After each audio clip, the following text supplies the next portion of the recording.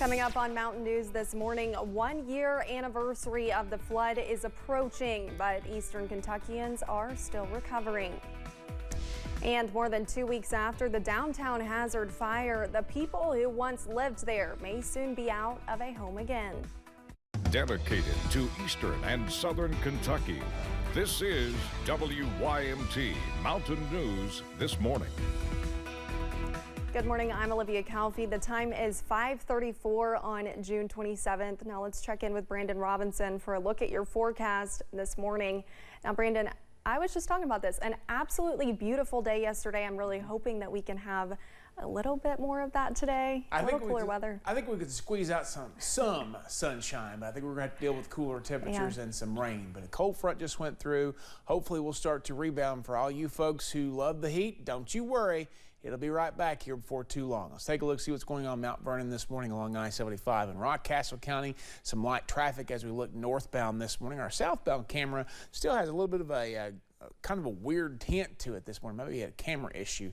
Looking at 59 in Clintwood, 270 in Jacksboro this morning. Mostly low to mid 60s out there, upper 60s in Monticello, 67 there, and then the kind of mid 60s out toward London, Corbin, and Prestonsburg, Ashland, and Moorhead are out 64 along with Middlesboro. Next few hours we're heading up, but not a lot. That cold front has passed us. Expecting it to still be passing us because we still have those chances for showers and storms on the way. Scattered showers and storms this afternoon, but overall not a bad day. If you like the heat, it's coming back pretty soon. I'll talk to you about it coming up here in just a little bit. Olivia? Thank you, Brandon. A woman who was previously reported missing out of Tazewell County, Virginia, has been found dead. 38-year-old Natasha Brewster was reported missing on Thursday after she was last seen on June 19th.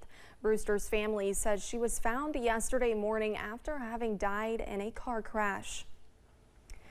A Barberville man was arrested Wednesday after police say he assaulted his girlfriend and young child. Deputies with the Knox County Sheriff's Department charged 38-year-old Scott McVie of Barberville with first-degree criminal abuse and first-degree criminal abuse of a child, in addition to two charges of terroristic threatening. He was taken to the Knox County Detention Center, and the woman and child were taken to Barberville ARH for treatment. The city of Prestonsburg will host a candlelight vigil to remember 4 officers killed last year. Captain Ralph Frazier, Deputy William Petrie, Officer Jacob Chaffins, and K-9 Drago were shot and killed, and 4 others were injured in the line of duty. This Friday marks the 1-year anniversary of the shooting. The candlelight vigil will be held at 8:30 p.m. on Friday in downtown Prestonsburg's municipal lot. With the 1-year anniversary of the flood about 1 month away, many Eastern Kentuckians are still trying to recover. That's why dozens in Perry County yesterday learned about the resources available to help. WYMT's Jack Demler has more from the meeting in Buckhorn.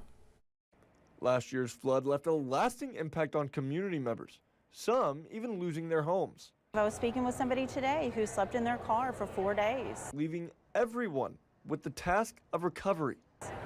I mean, that's tough to overcome mentally, figure out how to recover best, and then what resources that you have to recover.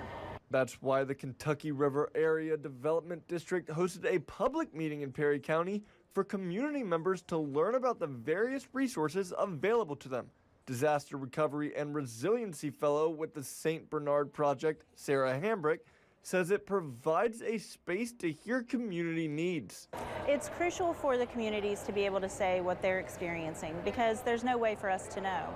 This allows organizations to create a plan for recovery. And one of the most important things that we want to do is make the response proportional to the disaster. The meeting might also give community members a better understanding of where to go next. I think it gets a lot of information out. I think the main issue is information, the availability of information.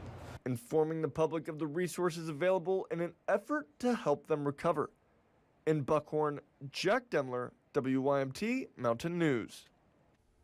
Hambrick says it's important that members of the community fill out the unmet needs survey for the Department of Local Government, as well as getting a disaster case manager to help them navigate the recovery process.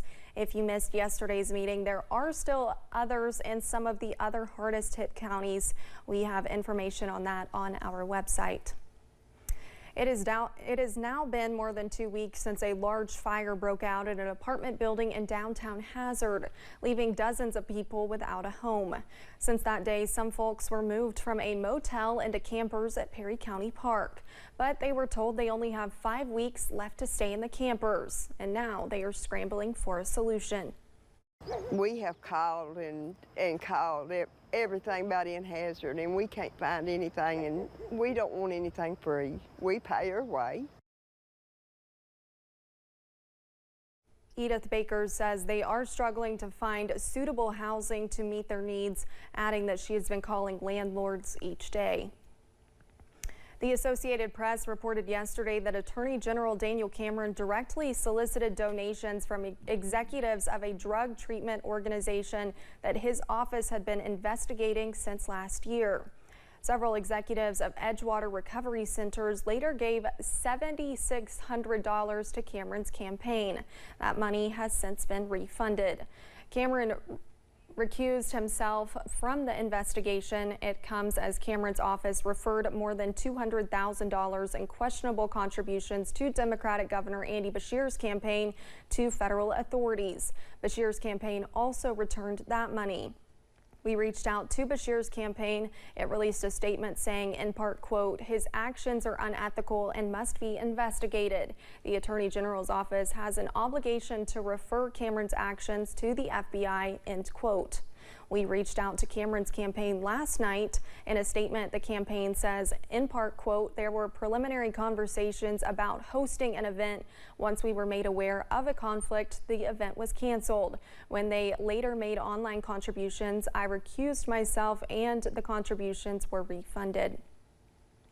Eastern Kentucky author Nancy Allen hosted a children's readers theater at the Challenger Center in Hazard yesterday. Allen says that she's written 52 books and used a new book for the readers theater each year. This year, the campers performed her book, Dear Vampire. Allen says that she loves opening children's eyes to the magic of reading. It's important, too, to find books that children like and want to read.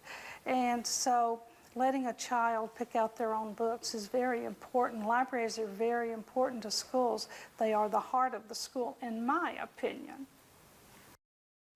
Allen was a school librarian before she became a children's book author. Just ahead, the Barbie movie is 1 month away, but the house is up on Airbnb. See how you can win a trip when we return. I think I'll just stay here. Summer heat is on the way back with temperatures approaching the 90-degree mark by the end of the week and the end of the month. I'll have the latest in about 3 minutes.